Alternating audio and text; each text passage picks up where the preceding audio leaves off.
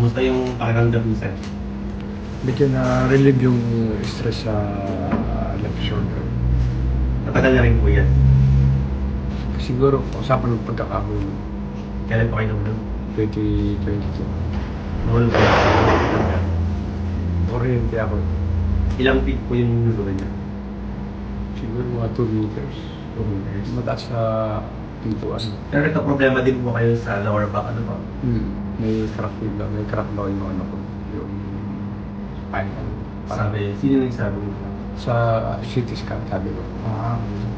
So, Hindi ako nakakatulog eh. ilang araw na po kayo nakakatulog? Ever since, ang tulog ko lang maximum to 5 hours every day. Hindi ko sakit.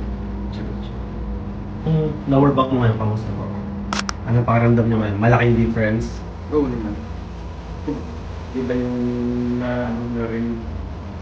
Iba na yan. Okay. Kailan balik niyo ng therapy? Sa therapy, gano'n therapy ba? Sige sir, invite niyo po sila pumunta dito. Kung may mga napipil kayong mga sakit sa katawan, punta na kayo sa TAR 103 Kamuning Road sa EBI Bank at sa Kamuning.